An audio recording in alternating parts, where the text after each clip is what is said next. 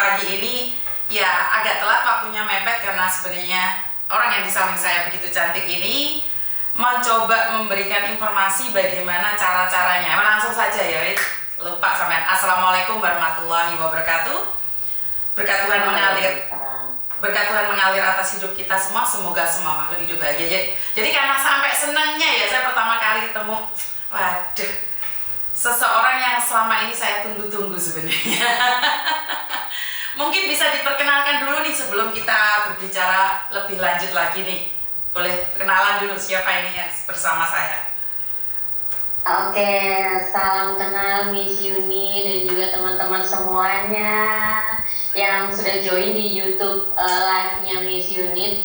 Nama saya Kumala Windia, biasanya dipanggilnya Kumala. Saya salah satu psikolog di Biro Konsultasi Psikologi Kalyananda. Oke. Nah, Biro Konsultasi Psikologi Kalyananda sendiri adanya di Yogyakarta, Oh, Indonesia. siap. Ya, begitu. Dan terima kasih sekali ini saya diajak ngobrol bareng dengan Miss Yuni, dan harapannya obrolan kita ini yang singkat mungkin tapi bisa memberikan makna ya, dan juga bisa memberikan manfaat buat teman-teman semuanya. Oke, jadi teman-teman ini sudah pada hadir nih. Sebelum lebih lanjut lagi, teman-teman mungkin ada pertanyaan-pertanyaan lewat live sebelum Ibu Kumala menjelaskan apa yang terjadi, apa yang perlu kita lakukan saat kita jauh dari anak-anak ya khususnya, karena perantauan itu khususnya hampir berapa? 75% adalah wanita. Jadi kalau bisa kasih tahu nih, kan banyak sekali problematika. Saya sedikit aja ya ungkap. Masih ingat kejadian di Malang 1 tahun yang lalu, Ibu? Seorang anak yang tega membunuh ibu kandungnya sendiri saat pulang ke Malang atau mana ya, pokoknya daerah Jawa Timur sana, saat sudah nggak tahu, padahal ibunya belum sampai 1 bulan. Itu sebenarnya apa yang terjadi, Mbak? Ibunya itu meninggalkan dia dari kecil, setelah besar harus meninggal di tangan anaknya sendiri. Itu menurut dokter seperti apa? Iya. Dan itu menurut saya ya sangat memprihatinkan ya Miss Yuni ya. Di satu sisi ternyata ada loh anak-anak yang memang tidak memiliki kasih sayang bahkan pada ibunya sendiri. Walaupun toh ternyata dengan banyak pertimbangan nih, dengan banyak situasi yang memaksa ibu ini harus meninggalkan si anak misalnya. Meninggalkan si anak, bekerja jauh dari anak, kemudian tidak bisa progress. Harapannya itu anak-anak juga tetap diajarkan ya, bahwa ada seorang ibu loh yang pernah mengandungmu, yang pernah mengasihimu dalam kandungan, yang melahirkanmu dengan alhamdulillah sudah sehat. Dan kemudian memang dalam pengasuhan ini kadang-kadang seorang ibu memang ada yang tidak mampu karena situasi tadi bekerja. Tapi memang harapannya ya tetap ada kasih sayang yang didapatkan anak ini. Mungkin ada ibu pengganti, ada pengasuh pengganti, ada keluarga yang memberikan kasih sayang, dan ini yang kemudian dibawa oleh si anak untuk menghargai kasih sayang apapun itu yang diterima. Menerimanya walaupun mungkin kurang ya, tapi ya sudah menerimanya dan memberikannya kembali pada ibunya gitu, atau kepada orang-orang yang memberikan kasih sayang pada dia. Gini, saya nanya nih, bagaimana bisa mengisi hari-hari anak-anak saat karena saya sebenarnya masih waktu kecil itu kedua anak saya itu tidak bersama saya, dokter. Jadi kedua anak saya itu tidak bersama saya, yang satu sama nenek dari suami, yang satu nenek dari ibu saya. Mereka tumbuh kembangnya itu berbeda dengan karakter yang berbeda, dari yang satu cewek, yang satu cowok. Jadi kelihatan sekali. Yang cewek itu lebih kayak merasa bahwa keadaan itu membuat dia tuh dibully ya, karena mungkin dia dari kecil dibully. Yang kecil itu lebih dibully karena dia bilang cindo lah atau apapun di kampungnya. Sementara dia akhirnya punya sifat yang kayak apa ya? Saya bisa bilang seperti apa ya? Si Meme itu selalu dia pingin ikut contohnya pencaksilat untuk melindungi dirinya sendiri. Sementara abangnya yang berada di Hong Kong sini, dia lebih memilih untuk lebih sabar. Jadi dua karakter yang berbeda karena mungkin dibesarkan dari background yang berbeda. Nah, saya nanya nih, kalau menurut psikolog seperti ini, kedua anak ini dari background yang berbeda. Apa yang akan terjadi suatu saat atau apa yang, karena dua-duanya beda nih. Yang satunya itu sabar, lemah lembut, yang satunya kayak sedikit arogan anak saya. Jadi walaupun masih di standar sedikit sopan ya, tapi dia itu tidak takut apapun, bahkan segala resiko sampai tarung, pencaksilat, dia itu tidak pernah takut. Sementara yang cowok itu lebih ketakut. Itu menurut Ibu Kumala gitu. Iya. Berarti memang yang tadi perempuan malah lebih berani ya misalnya. Betul. Yang perempuan malah lebih berani. Keluar tengah malam nggak takut, tapi yang cowok malah kayak lebih lemah lembut. Lebih lemah lembut. Lebih menyayang, betul. Iya, lebih perhatian. Betul. Padahal itu di take care oleh dari keluarga suami. Di mana neneknya dia. Tapi si Meme ini saya kurang tahu nih, karena kedua-duanya saya tidak menjaga. Jadi cuma kontak lewat HP. Jadi saat besar, Meme sekarang sudah umur 17 tahun, yang abangnya 20 tahun lebih. Jadi itu kelihatan sekali dari gaya jalannya, gaya bicaranya itu beda sekali. Itu atau dari latar belakang atau seperti apa, Ibu Kumala, kalau bisa dijelaskan? Ya, oke. Nah, ini menarik sekali untuk kita diskusikan, Miss Yuni. Terima kasih ya. Contohnya real loh. Iya, betul. Contoh realnya karena putra-putrinya Miss Yuni ternyata diasuh oleh 2 orang yang lingkungan yang berbeda. Agama berbeda, culture berbeda. Oh, luar biasa. Nah, jadi memang buat teman-teman semuanya ya, kita belajar bareng nih bahwa anak itu ada 2 hal nih yang mempengaruhi perkembangan anak. Yang pertama keturunan. Nah, kalau keturunan ini kan berarti sifat-sifatnya akan menurun dari bapak dan ibunya. Sifat-sifatnya. Nah, bisa jadi yang anak perempuan nurun ibunya, anak laki-laki nurun bapaknya, sifat-sifatnya. Tapi bisa juga malah terbalik ya. Tapi ada yang namanya sifat keturunan. Yang kedua, sifat atau karakter atau kepribadian nanti berkembang ke arah sana yang dipengaruhi oleh lingkungannya. Nah, lingkungan itu kalau misalnya waktu anak-anak misalnya diasuh oleh keluarga nenek dari ayah, keluarga nenek dari ibu, kan berarti keluarganya beda mengasuhnya, pola asuhnya berbeda. Itu yang akan mempengaruhi sifat dan karakter anak-anak ini. Gitu. Dan kemudian ketika keluarga ini mungkin kakek neneknya, bule, tante, pakde, semua keluarga besar ngasuh dengan cara yang berbeda, ya ujung-ujungnya hasilnya juga akan berbeda walaupun dari bapak ibu yang sama itu. Nah, kalau setelah diasuh dari keluarga besar, misalnya kakek nenek, kan sekolah ya, Miss. Betul. Sekolah, nanti pemilihan sekolah ini juga akan mempengaruhi sifat dan karakternya anak. Perlakuan dari gurunya, perlakuan dari teman-temannya. Mungkin kalau teman-temannya ngejek dia, ya dia bisa jadi nggak percaya diri. Atau teman-temannya malah ngejek dia, tapi terus malah muncul rasa perlawanan, rasa berani untuk mempertahankan diri. Nah, itu ternyata faktor teman-teman dan guru di sekolah itu juga mempengaruhi lagi. Itu jadi pengaruh lingkungan yang kedua. Nah, habis itu kalau sudah besar, lingkungannya kan nambah ya, apalagi kalau udah remaja. Tadi putra-putrinya yang di sini udah 17 sama 20.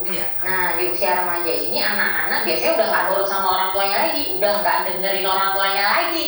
Apalagi yang jauh, yang deket aja nggak didengerin, apalagi yang cuma by phone itu nggak didengerin, mereka lebih dengerin teman-temannya. Itu akan jadi pengaruh yang lebih besar buat anak-anak remaja ini.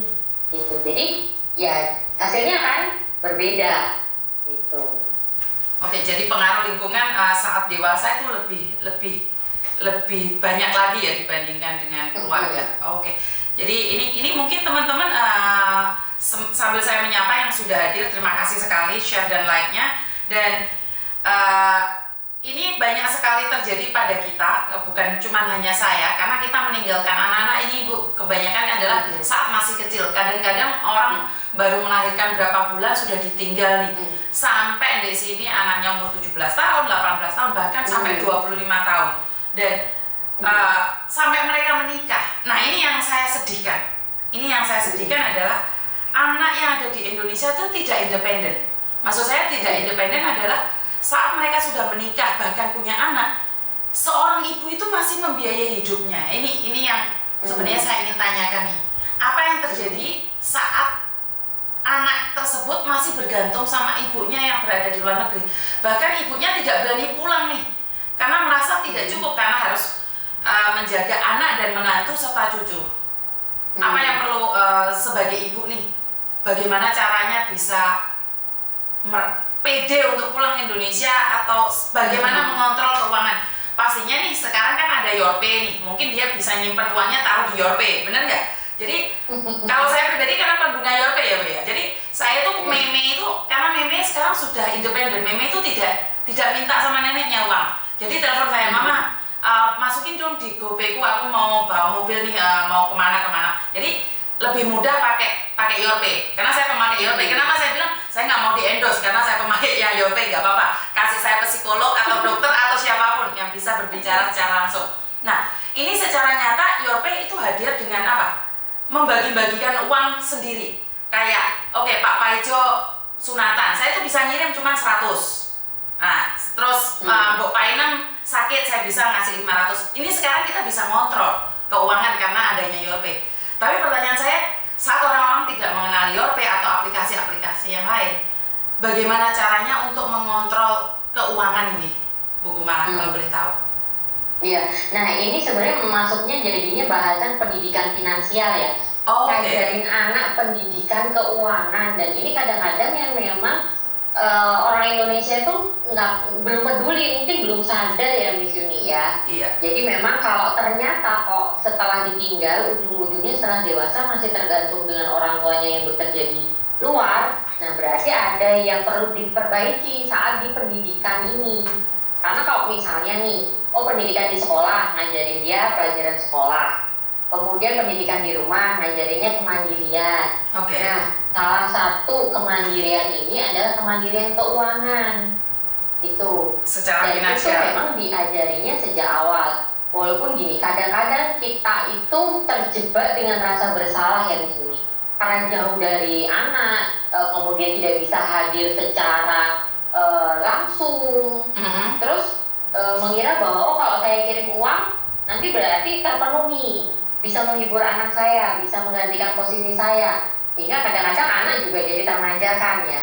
Artinya tiap saya butuh, saya tinggal minta, apalagi ada kemudahan Yorpay. Betul. Apalagi dia udah kenal itu. Terus kita dengan rasa bersalah, ibu-ibu kan memang mudah sekali merasa bersalah ya kalau jauh dari anak. Terus berpikir, ya udah saya kirim uang aja biar anak saya senang. Padahal bukan itu, karena itu membuat anak kita nggak mandiri. Ujung-ujungnya dia sudah besar, yang dia pikirkan sama seperti waktu masih anak-anak, tinggal minta ibu, ada Yorpay, gampang. Selesai. Dan bukan itu. Betul. Nah, jadi kita bisa ngajarin anak adalah mulai dari SD, hanya dengan menabung misalnya, ngajarin nabung. Itu bukan berarti kita menghemat terus nggak memenuhi kebutuhan anak, kan juga enggak ya. Tapi kita ngajarin, nah saya kasih segini ya melalui Yorpay, saya kirim, tapi nanti ditabung. Itu SD. Terus kemudian SMP nanti bisa diajarin lagi lebih jauh. Nah, saya kirimin ini buat seminggu, misalnya taruh seminggu dulu. Nanti mintanya setelah seminggu lagi, karena ibu juga bekerja, belum bisa dapat lebih misalnya. Alasannya itu. Kenapa kita perlu itu? Bukannya kita tega nggak tega ya, tapi kita memang sedang mengajari pendidikan finansial, pendidikan keuangan. Terus SMA lagi, kalau mungkin SMP diajarinya seminggu sekali aja mintanya. Nanti atau 2 minggu lagi sekali mintanya, nggak yang sedikit-sedikit minta enggak. Terus kemudian SMA diajarin lagi lebih jauh, diajarin untuk mintanya itu sesuai dengan rencana. Jadi udah nak kita buat rencana yuk, misalnya by phone kan juga bisa ya nanya ya. Kalau SMA kan kayaknya udah bisa nalar, diajak diskusi udah bisa itu kan ya Miss Yuni ya. Betul. Misalnya ke sekolahmu biayanya berapa nak? Terus jajanmu mau minta berapa, ini mau minta berapa. Oh ya udah kalau gitu ibu transfer lewat Yorpay sekian ya, tapi untuk 2 minggu. Nanti ada lagi tanggal sekian baru kita transfer lagi, kebutuhannya masih kurang atau enggak. Dan itu diajarin memang. Gitu. Oke, tapi yang jadi masalah nih ke suami atau ke nenek. Ini makanya saya ingin tahu nih, kan kita bukan langsung sama anak ini Bu Kumala. Jadi biasanya biasanya kalau kita bukan ke anak, tapi kalau suami yang baik mungkin bisa. Nah, ini permasalahannya hampir berapa puluh persen itu suami ada yang tidak amanah. Bagaimana kami itu mengontrol, karena kan kita tidak bisa melihat secara semuanya ya, tapi yang saya dengarkan adalah saat dikirim itu sekali nih gajian kita kan 9 juta. anggap aja kita sudah kirim 8 juta, semuanya otomatis semua sudah terkirim dan posisi ibu itu ada di sini. Tapi di 2 minggu berikutnya, uangnya sudah habis, Bu. Nah, ini menjadi pertanyaan saya, apa yang akan terjadi ke depannya, karena kan keadaan tidak tahu nih. Dan anak kadang-kadang balelo, atau bahkan saya ada salah satu kasus di mana anaknya itu dipondokkan tuh masih bisa kabur. Itu apa yang terjadi di anak-anak kita yang ibunya jauh di rantauan itu? Kalau boleh tahu secara aja. Iya. Dan itu memang masalahnya real banget ya, Miss Uni ya. Betul. Memang seperti itu, Bu. Tadi kan kita bilang, oh ya berarti anaknya dipilihkan lingkungan yang baik. Udah, lingkungan pondok itu kan insya Allah lingkungan yang baik ya. Betul, ya. betul. Tapi ternyata masih tetap ada celahnya. Iya, satu hal sih memang yang kita memang perlu jaga dari awal, bisa jadi yang dikomunikasi ya, Miss ya. Walaupun saya yakin sih teman-teman semuanya sudah mulai komunikasi dengan keluarga. Dan itu yang kita jaga terus-menerus sih. Satu, komunikasi. Yang kedua adalah rencana. Mau punya rencana apa? Terus misalnya rencana keuangan. Ya, kalau memang punya rencana jangka pendek, jangka panjang, ya itu berarti memang kembali lagi dikomunikasikan ya, entah itu dengan pasangan atau dengan anak. Bahwa ini adalah rencana kita, gitu. Dan yang ketiga memang kesepakatan, yaitu menjadi sebuah kesepakatan bersama, gitu. Memang ini kayak teoritis banget ya, Miss Yuni ya. Tapi saya yakin nih teman-teman nanti akan menemukan pola yang sehat.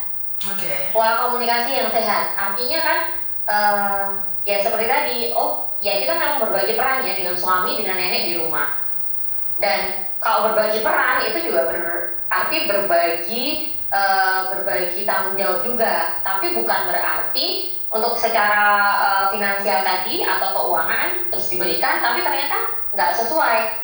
Berarti kan polanya nggak sehat. Diberikan di awal, harusnya itu 1 bulan, habis di 2 minggu. Oh, berarti kita udah punya rencana. Itu tidak berhasil. Kalau gitu dibagi 2 aja, 2 kali untuk mengirimnya. Mungkin rencana-rencana itu yang perlu dikomunikasikan ya. Artinya sehingga bisa berjalan dengan baik. Kalau tuh misalnya ternyata kok emang ada kebutuhan mendadak, kan itu yang berbeda ya. Betul. Jadi komunikasi dan perencanaan finansial, dan mungkin ini perlu ada edukasi khusus tentang finansial, bukan hanya pada pekerja migran ya, termasuk pada keluarga yang ditinggalkan mungkin ya, Bu Kumala ya, karena ini sangat banyak sekali terjadi di mana komunikasi yang kurang berakibat ke finansial yang berantakan. Bahkan akhir-akhir ini saya menerima teleponan itu bahwa keluarga yang di Indonesia menjual tanahnya, menjual rumahnya, dikirim ke Hong Kong. Ini fenomenal lain lagi. Jadi bukan dihabiskan oleh keluarga. Kenapa saya selalu bilang bahwa di konten saya ini semuanya real. Jadi orangnya seperti apa dan bagaimana.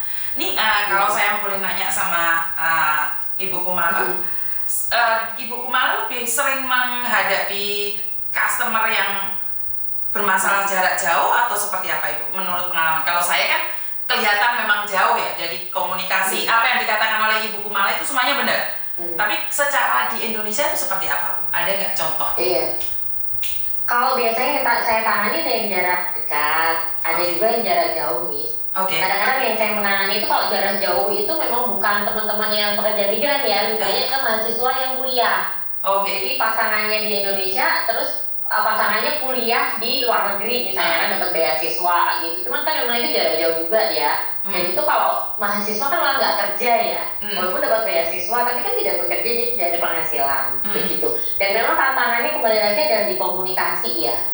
Komunikasi ini karena jarak jauh kan sering salah paham ya. Kejujuran juga ya, Bu ya, komunikasi kejujuran ya, mungkin bisa dibilang seperti itu ya. Benar. Betul. Komunikasi kejujuran itu. Ada komunikasi kejujuran itu ya sudah, kita berusaha untuk berprasangka baik, batin yang baik juga iya. Tapi kita juga was-was dan juga membuat rencana cadangan, itu menurut saya juga perlu juga ya. Ketika kok ternyata apa yang dikatakan di komunikasi nggak sesuai, terus tiba-tiba kita mendapat kabar yang mengejutkan. Ini sudah dijual, itu sudah habis, terus kan berarti kita punya rencana cadangan ya, yang seperti apa yang mau untuk kalau ada kejadian mendadak tiba-tiba tidak terduga, itu kita nggak kemudian kehilangan semuanya, ada juga cadangan kita. Oke, jadi cadangan nih kalau untuk yang dikatakan cadangan itu apa, Bu Kumala, kalau boleh tahu? Mungkin misalnya ya kita punya tabungan sendiri di luar yang sudah diberikan, mungkin ya, sehingga ketika misalnya tiba-tiba kok habis, uangnya habis, ternyata yang terus kita tidak punya tabungan sama sekali, kita pulang ke Indonesia kan juga akhirnya kaget, loh uangnya kemana? Oh ya sudah, memang yang kita sudah berikan, akhirnya mau nggak mau kan kita ikhlaskan ya, kita percayakan pada yang ada di Indonesia, digunakan dengan semampu mereka. Tapi kalau mereka tidak mampu, kita masih punya cadangan. Itu sih menurut saya yang saya sampaikan tadi ya. Mungkin apakah itu tabungan, ataukah itu semacam simpanan, atau yang ketika kita pulang ke Indonesia tidak yang kemudian Habis tidak total. memiliki apa-apa. Habis total gitu maksudnya. Iya. Oke, dan itu yang terjadi, Bu. Dan itu yang terjadi di mana teman-teman atau saudara saya itu bekerja sampai kemarin ada yang curhat 25 tahun di Hong Kong. Dia itu tidak memiliki apa-apa saat pulang ke Indonesia dan masih melihat suaminya selingkuh dan hartanya sudah habis semua. Inilah saya itu kepingin memberikan edukasi dan menyadarkan bahwa pentingnya untuk menjaga diri sendiri dan mencintai diri sendiri. Tapi saya tuh tidak bisa mampu menyampaikan ke semuanya karena sekali lagi mereka selalu seperti yang Ibu katakan tadi bahwa mereka itu selalu merasa bersalah jauh dari keluarga dan jadi suami minta berapapun dikirim sampai dia menggadaikan paspornya sendiri. Paspor sendiri itu nyawa sendiri di luar negeri itu mereka melepaskannya dan dari sinilah mungkin ada pihak-pihak tertentu ya Bu ya mungkin memberikan edukasi pada keluarga yang ditinggalkan oleh pekerja migran ini di mana memberikan edukasi pada keluarga bagaimana menangani finansial. Karena yang saya lihat adalah saya sebagai pekerja migran, saya baru terbang nih. Nah, suami saya telepon, Yun, itu Pak Paijo jual tanah murah loh, kamu mau ambil nggak? Otomatis kan saya ini baru bekerja, otomatis masih belum selesai potongan, tapi saya punya ambisi besar. Akhirnya saya utang bank untuk membeli tanah Pak Paijo. Nah akhirnya kan kebutuhannya jadi terlilit Bu. Bagaimana untuk menangani atau mencegah rasa ambisi saya untuk memiliki tanah tetangga itu dengan mengutang bank itu ada nggak solusinya Bu? Jadi iya, solusi yang pertama adalah di manajemen emosi tadi ya Mbak Yuni ya. Karena kadang-kadang keputusan ibu-ibu itu landasannya adalah emosional. Emosional, oke. Termasuk yang rasa bersalah tadi. Ya karena aku rasa bersalah, aku ngasih semuanya. Itu kan landasan emosi ya. Jadi nggak logis juga ngasih semuanya terus lupa sama diri sendiri. Terus akhirnya bekerja keras tapi tidak punya rencana untuk diri sendiri. Itu kan jadinya nggak logis juga ya. Hanya karena emosi rasa bersalah tadi. Misalnya. Itu dulu yang kemudian kita kelola. Boleh merasa bersalah, tapi tetap punya rencana jangka pendek atau jangka panjang itu. Ini yang terus yang kemudian rencana. Yang kedua adalah memang istilahnya punya saran ya, punya mentor. Kayak misalnya ini kan terima kasih sekali Mbak Yuni kan mendampingi teman-teman juga yang buruh migran kan pengalamannya juga mungkin ada yang baru, ada yang sudah cukup pengalaman, tapi kan butuh mentor ya untuk pengambilan keputusan jarak jauh.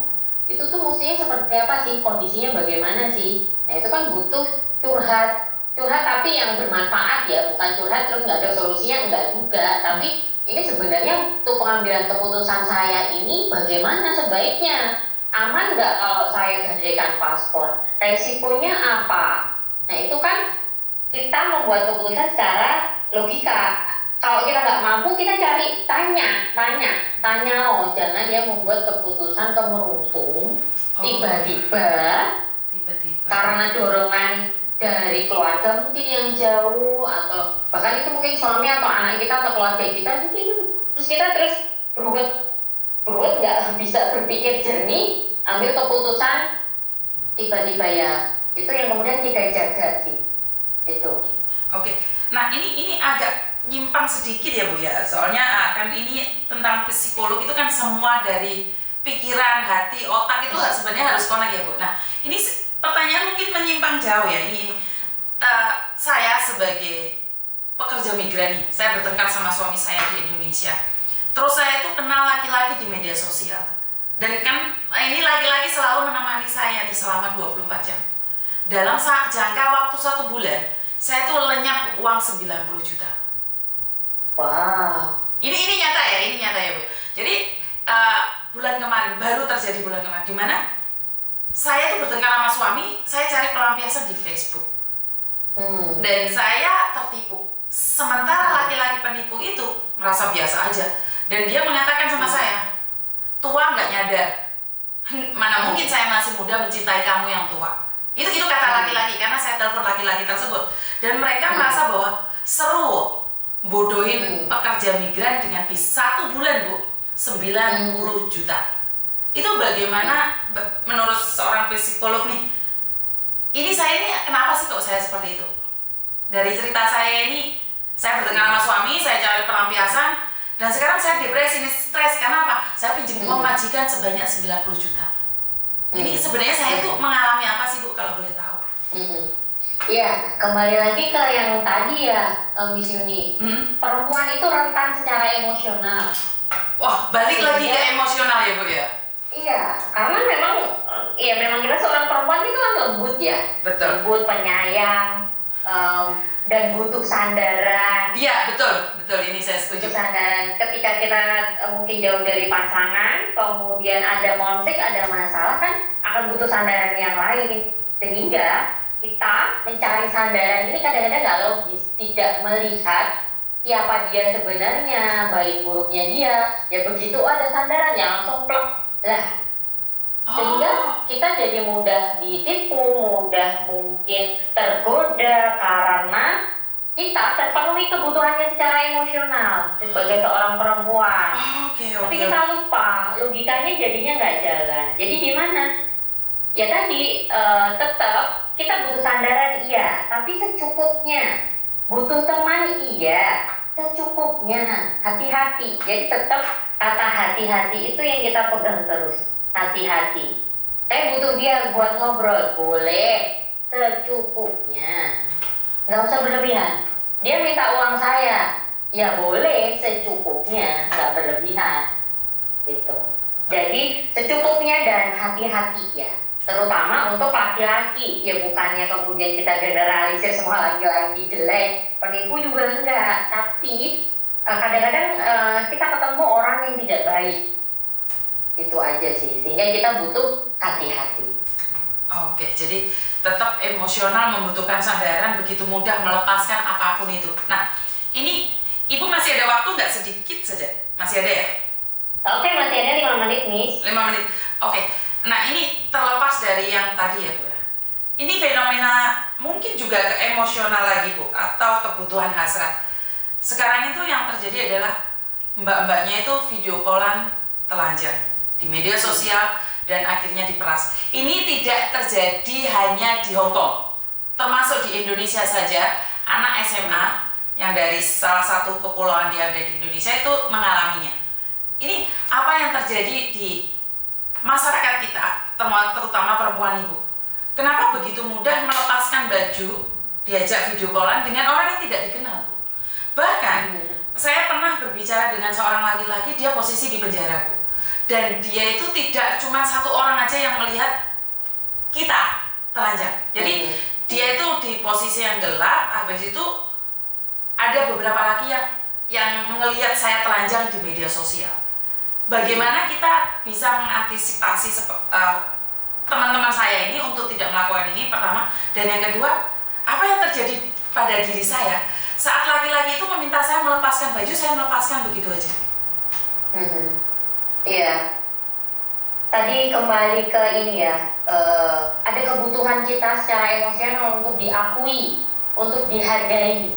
Oke, untuk dan kadang-kadang kita saking butuhnya itu nggak melihat siapa sih sebenarnya yang kita butuhkan untuk pengakuan atas diri kita, gitu ya. Mungkin kalau misalnya itu lebih ke arah seksual, bisa jadi memang kita butuh pengakuan untuk dihargai, bahwa oh saya cantik, oh saya seksi, oh saya masih menarik. Sehingga dengan semudah itu laki-laki yang meminta, kamu cantik tapi saya butuh ini nih, kamu butuh bukti. Kita jadi, oh aku harus membuktikan ya, dengan senang hati aku membuktikan. Tapi pada dasarnya adalah ada kebutuhan kita untuk dihargai sebagai perempuan, kebutuhan kita untuk disayangin, seperti tadi balik ada kebutuhan emosional. Tapi kadang-kadang kita salah memintanya kemana, dan kemudian kita salah untuk mendapatkannya. So, saya senang sekali ketika tadi bilang Miss Yuni tentang self love ya. Iya.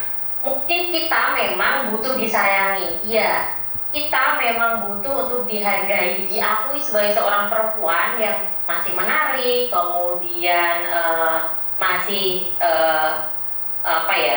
kemudian masih disayangi. Tapi ada loh yang kita juga bisa penuhi sendiri dengan self love, tanpa harus terjebak oleh laki-laki yang kemudian memanfaatkan kebutuhan kita itu. Kalau kita butuh apresiasi, kita apresiasi diri sendiri. Iya, saya cantik, jadi saya dandan. Untuk siapa? Untuk diri saya sendiri. Kalau masih punya pasangan, ya udah saya dandan. Untuk diri saya sendiri, saya foto untuk pasangan saya, atau saya kirim untuk anak saya.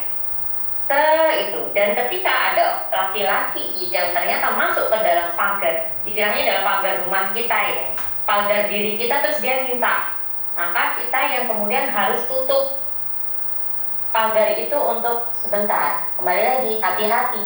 Kamu siapa? Laki-laki siapa? Kamu menawarkan kasih sayang, perhatian sama saya, tapi kamu siapa?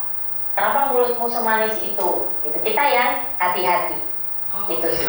Kalaupun misalnya kita saking butuhnya untuk dihargai dan diakui, saya setuju dengan Miss Yuni. Self love. Kita dandan untuk diri kita sendiri, kita rawat diri kita untuk diri kita sendiri, dan tidak semudah itu untuk membukanya untuk orang lain, hanya untuk butuh pengakuan. Itu aja sih. Kalau memang untuk pengakuan ya buat keluarga kita, pasangan kita, atau siapapun gitu ya. Tapi memang satu hal, memang hati-hati dengan untuk jejak digital ya Miss ya. Iya. Apalagi kalau kirim video, kirim foto, itu yang saya minta buat teman-teman nggak melakukannya. Semanis apapun orang lain memintanya ya. Kalau misalnya memang mudah tergoyahkan, mudah tergoda, bikin tulisan besar-besar. Bikin tulisan besar-besar di kaca, terus misalnya tulisan hati-hati, atau tulisan jangan tergoda laki-laki, atau sayangi dirimu sendiri, kamu cantik untuk dirimu sendiri misalnya. Itu yang mengingatkan kita agar kita bisa kok mencintai diri kita, menghargai diri kita, dan tetap bisa hati-hati jaga jarak dengan laki-laki seperti itu. Oke, ini banyak ilmu yang saya dapatkan, tapi memang waktunya yang mepet ya Ibu ya. Jadi Ibu juga ada janjian. Saya sangat senang sekali, bahkan kayaknya ini banyak sekali pertanyaan, tapi mungkin kita akan lanjutkan di berikutnya. Jadi mungkin lebih panjang kali lebar, atau mungkin kita open, karena ini kan menurut pendapat saya dan cerita yang saya dapatkan. Bahkan teman-teman yang lain ini punya pengalaman yang berbeda-beda, dan saya berterima kasih sekali pada Yorpe yang memfasilitasi kita berbicara secara langsung dan tidak langsung. Dan kalau diizinkan nih, saya ingin sering-sering berbicara agar otak saya ini balik ke normal. Saya bisa ngomong, kadang-kadang nggak bisa mempraktekkan. Ini biasanya kayak gitu. Jadi saya selalu mengingatkan buat teman-teman ya Bu ya, karena saya lebih ke sadar diri, sadar raih, sadar posisi. Karena tidak mungkin seorang tentara atau polisi mencintai kita, tapi sangat sulit sekali untuk menyadarkan teman-teman saya, dan terutamanya keluarga, anak-anak itu kadang-kadang sampai ditinggalkan. Bahkan ada beberapa anak-anak video ke saya minta tolong dicarikan ibunya. Ini satu aja. Bagaimana seorang ibu bisa melupakan keluarganya ini, Ibu? Sebagai seorang psikologi, pernah nggak menerima curhatan seorang anak yang ibunya itu melupakan anaknya? Sebelum kita tutup nih, minta pertanyaan terakhir itu. Ada rasa apa sih kok bisa meninggalkan anaknya tanpa komunikasi? Uang pastinya tidak ada, tapi langsung menghilang dari anaknya. Boleh marah sama suami, boleh marah sama ibu, tapi kan bukan sama anak. Itu saya. Tapi bagaimana menurut Ibu?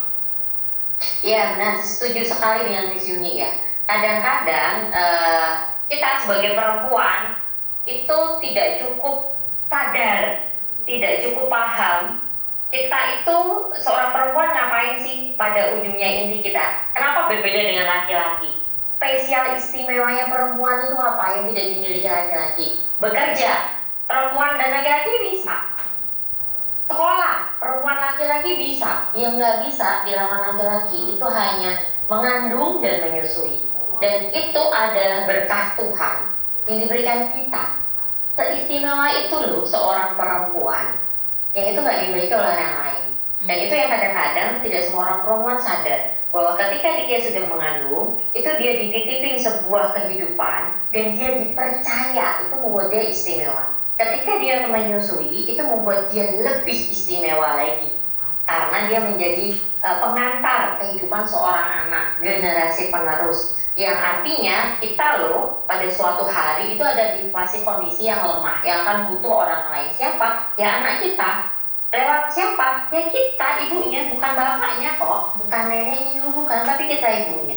Itu yang kadang-kadang ada yang perempuan yang tidak sadar, tidak tahu bahwa seistimewa itu sehingga tertarik dengan orang lain, kemudian meninggalkan anaknya, tidak mengasuh anaknya, dia tidak menyadari itu. Jadi ini yang memang kadang-kadang ada di perempuan, Miss Yuni. Dan ini yang saya apresiasi buat teman-teman semuanya, pekerja buruh migran, yang sebagai seorang ibu bisa tuh tetap mengandung dengan baik, melahirkan dengan baik, menyusui dengan baik, tetapi kok iya dalam situasi kondisi tertentu harus meninggalkan.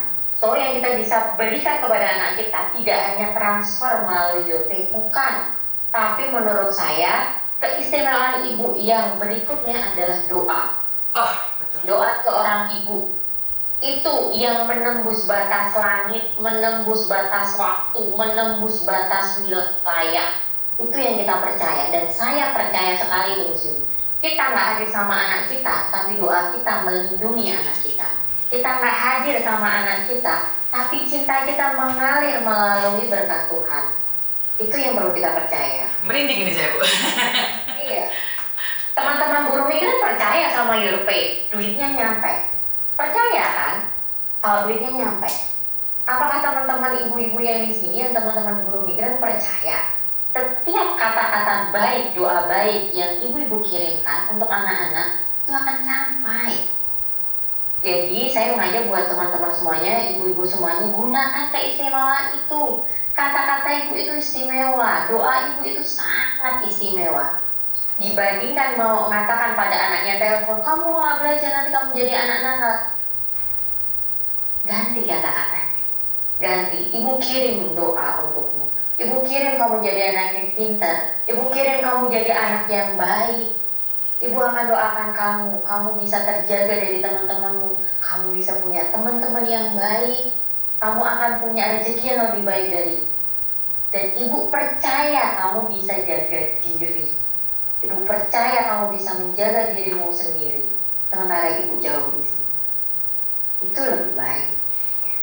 Dan hati-hati. Itu keistimewaan seorang ibu.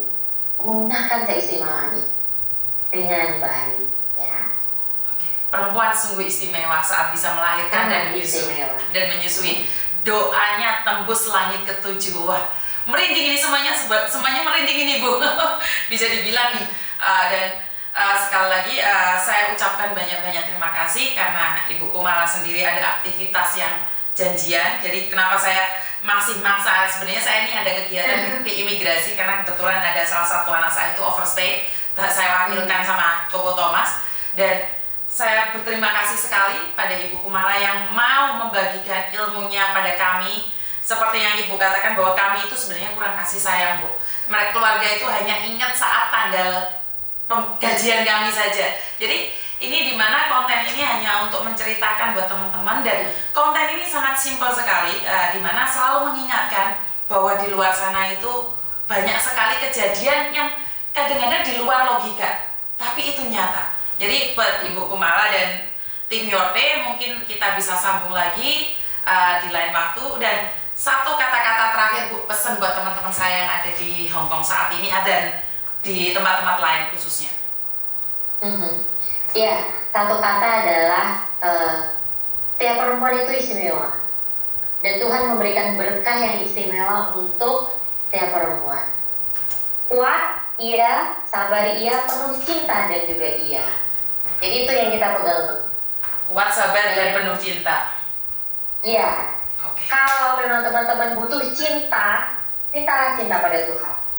Kalau teman-teman ingin dicintai, berdoalah, ya Tuhan, saya ingin dicintai dan hanya cintamu lah yang aku ingin.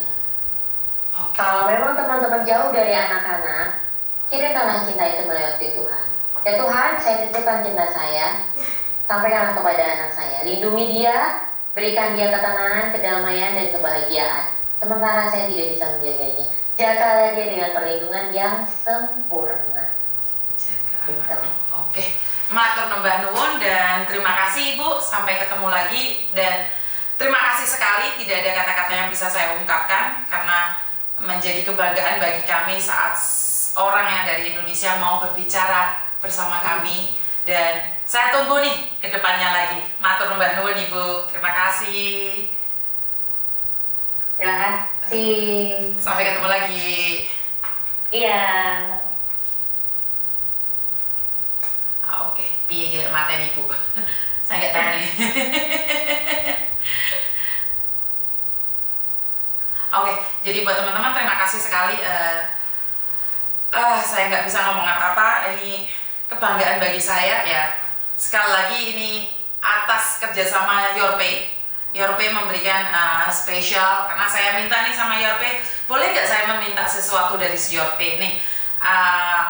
Bukan saya membantu mempromosi ya, karena memang saya pemakai Yorpay. Jadi saya tahu bagaimana mengkondisikan uang-uang ini untuk kirim ke Makjem, Makpar, Makpur.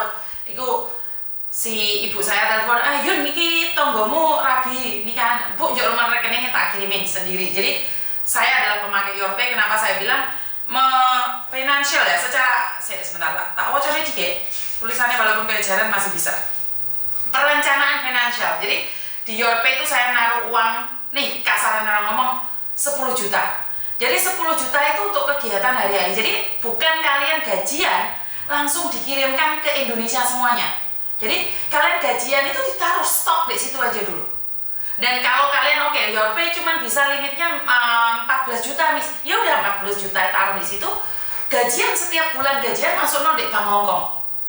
Nah, jadi di sini ini Yorpay ini kamu kirim nih, ada 100, 200, 300. Oh mis ini diendos lah, ini macam-macam di ini jadi diendos iku diendos iki saya bicara Yorpay diendos nih. Le diendos untuk kebaikan gak apa-apa, kecuali Yorpay ngapusi kalian, benar nggak? Jadi tuntut Yorpay.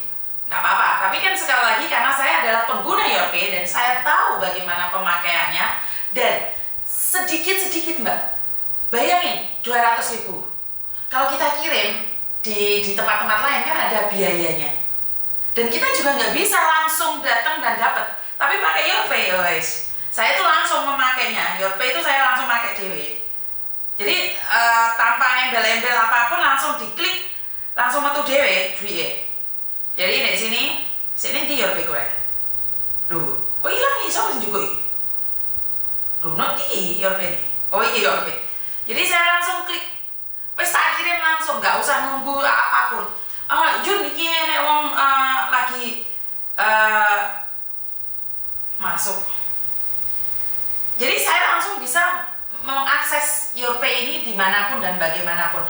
Jadi mis pakai Yorpay, toko Indonesia yang lain minggir. Loh, masa ngono, saya gaji 10 juta, yang 5 juta untuk ibu dan anak, yang 5 juta insya Allah tabung. Lah ini, saya setuju ya, ini loh mbak, yang saya butuhkan adalah seperti ini.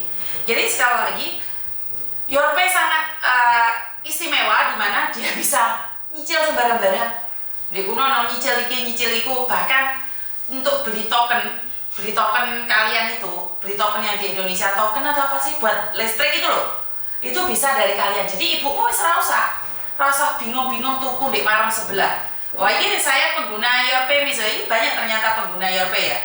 Jadi saya punya banking, terus Yorpay untuk dana harian di Indonesia. Ini pinter ini Wahyu. Jadi dia nabungnya di BNI, yang Yorpay itu untuk daily life. Waduh, daily life. Jadi maksudnya adalah untuk kesehariannya dia pakai Yorpay, dia ngontrol. Jadi bukan kita yang dikontrol. Dan satu hal yang ingin saya sampaikan, saat kamu tidak bisa merencanakan hidupmu di masa depan, maka orang lainlah yang akan merencanakanmu di masa depan. Rencanamu di masa depan itu untuk kebaikanmu di masa depan, tapi rencana orang lain di masa depan untuk kita itu belum tentu yang terbaik buat kita. Jadi buat teman-teman nih, rencanakan hidupmu untuk kamu sendiri. Jangan bingung kamu itu. Kamu selalu bilang, oh kayak Pak Parjo kayak tetuku lemah gini utang. Berarti hidupmu dalam perencanaan orang lain. Tapi kalau kamu bilang, nih aku nabung, ini daily life-ku pakai Your Pay, ini daily life-ku pakai Your Pay. Jadi kamu track recordnya ada nih. Terus mari ngono si Mas Bojo itu gak ngakoni kapan kita ngirimi aku duit. Wih iki lho recordnya di Your Pay. Aku ngirimi awakmu. Bukan mundat-mundat. Nek mundat-mundat ini melolok nih, tapi kita kasih bukti bahwa kita ngirimin uang. Bener gak sih? Jadi kita itu gak guyon. Kita itu ada di sini. Misalnya promosi ijo. 2 tahun dari 2020 saya pakai Your Pay. Dan aktivitas di situ terlihat jelas. Bahkan Your Pay saya itu pernah buat ngirim orang di Magetan, itu keluarga saya yang ada di Magetan. Masih ada track recordnya, tapi kan masih hilang. Ternyata masih ada. Artinya adalah rekod ini akan selalu ada. Dan gak akan ada yang bisa memungkirinya. Kalau selama ini kita kirim, oke, dititipno di bojomu. Kowe ngongkon bojomu kendok ibumu, gak ono buktine. Sementara ibumu ngomong aku ora dikei, lah bojomu ngomong dikei. Tuh kawan, dadine mbokmu karo bojomu tarung, gara-gara lambemu sing turah. Lah, kalau kamu yang mengontrol uangnya, iki dino Senin kirimne mbokku dhewe 1 juta, kirimne bojoku dhewe 1 juta, kirimne anakku dhewe 1 juta. Kan ada buktinya. Resipnya ada. Terbukti. Ya. Ini buat penjelasan teman-teman ya. Jadi berhubung aku jomblo nggak terlalu banyak tanggungan, aku tetap nabung buat diri sendiri, ngirim uang waktu bayar arisan aja di sini pun liburan cuman habis 100 ribu. Paling benci sama orang garang-garangan pengemis ya, ini betul Mbak Nino. Jadi sangat miris sekali ya, dimana kalau kita harus tarung sama seseorang yang merencanakan hidup kita. Recording stop. Jadi buat teman-teman semuanya, Recording in progress.